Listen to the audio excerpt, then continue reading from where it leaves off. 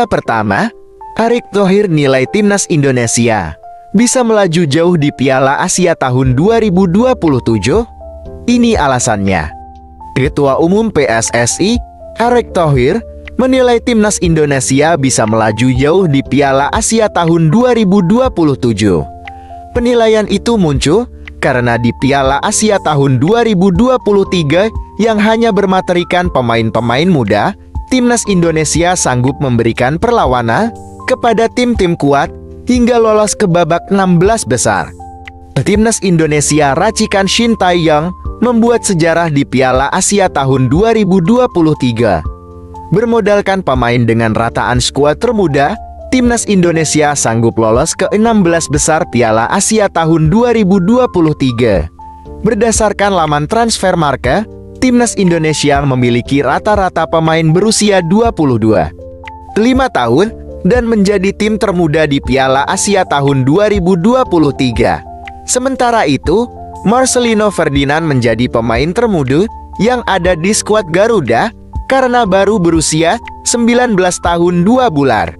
Artinya, tim yang mayoritas berusia muda ini telah melakoni 4 laga dengan lawan-lawan yang punya kualitas di atas.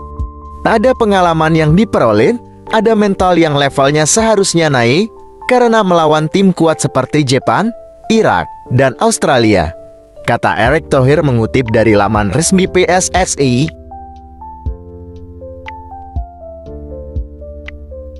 Berita kedua, pesan menyentuh Jordi Amat usai timnas Indonesia tersingkir di 16 besar Piala Asia tahun 2023. Kapten timnas Indonesia, Jordi Amat, menulis pesan menyentuh usai tersingkir di 16 besar Piala Asia tahun 2023. Dia berpesan timnas Indonesia harus kembali lebih kuat untuk menatap laga-laga selanjutnya. Meski timnas Indonesia gagal melaju ke perempat final, Jordi mengatakan sangat bangga dengan performa skuad Garuda.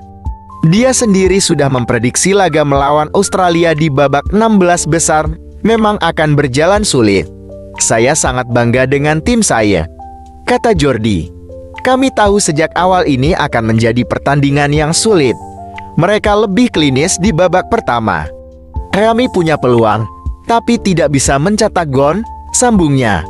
Jordi berpesan kepada rekan-rekannya di timnas Indonesia untuk tidak boleh larut dalam kegagalan ini.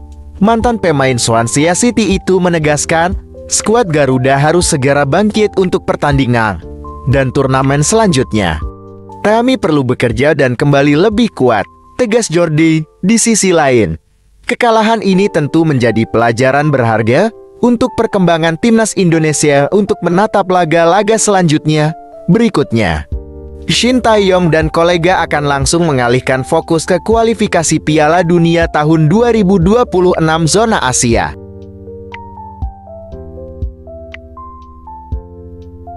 Berita ketiga, penyebab Asnawi Mangkualam menuai sorotan tajam dari netizen saat lawan timnas Australia di 16 besar. Penyebab Asnawi Mangkualam menuai sorotan tajam dari netizen saat lawan timnas Australia di 16 besar Piala Asia tahun 2023 akan diulas dalam video ini. Asnawi sendiri diketahui dimainkan sejak awal laga oleh pelatih timnas Indonesia, Shin Tae-yong. Dalam laga tersebut, Asnawi bahkan ditunjuk Shin Tae-yong sebagai starter dalam laga melawan Australia. Ex-pemain Jeonnam Dragons tersebut bertugas mengisi sisi kanan timnas Indonesia. Penampilan Asnawi dalam laga itu pun dinilai kurang memuaskan. Bahkan, 1 gol Australia dalam laga itu tercipta karena kelengahannya. Tepatnya, jelang akhir laga babak pertama, Asnawi gagal mengawal dengan baik pergerakan lawan. Dia dinilai hanya fokus melihat arah bola datang, sehingga tak mengawal pergerakan pemain Australia, Martin Boyle, yang kemudian datang dari belakang dan menyambar bola. Akibat kinerjanya yang kurang memuaskan, Asnawi diganti Shin Tae-yong pada babak kedua. Pada menit ke-58, perannya digantikan oleh Witan Sulaiman. Kesalahan Asnawi ini pun jadi sorotan netizen. Mereka kerap melontarkan kritikan kepada Asnawi di media sosial. Berita keempat, Australia menang 4-0. Graham Arnold akui timnas Indonesia sulitkan timnya. Timnas Australia sukses meraih kemenangan meyakinkan atas timnas Indonesia dengan skor 4-0 di babak 16 besar Piala Asia 2023. Laga baru berjalan 12 menit. Tetapi Australia mampu memimpin usai Elkan Bagot melakukan gol bunuh diri. Kemudian, Martin Boyle membawa Australia memimpin 2-0 atas timnas Indonesia pada menit 45. Timnas Indonesia tampil lebih baik pada babak kedua, tetapi tak mampu mencetak gol. Sedangkan menjelang akhir pertandingan, Australia sukses menambah 2 gol melalui Craig Goodwin pada menit 89 dan Harry Souttar menit 91. Meski Australia mendapatkan kemenangan meyakinkan, tetapi Graham Arnold memberikan pujian atas performa timnas Indonesia. Menurutnya, Saxerus tetap mendapatkan kesulitan dari pasukan Garuda. Pujian untuk Indonesia. Mereka membuat kami kesulitan, kata Graham Arnold dikutip dari laman resmi AFC. Pelatih berusia 60 tahun itu menganggap pemain timnas Indonesia memiliki fisik yang bagus dan membuat Australia kesulitan.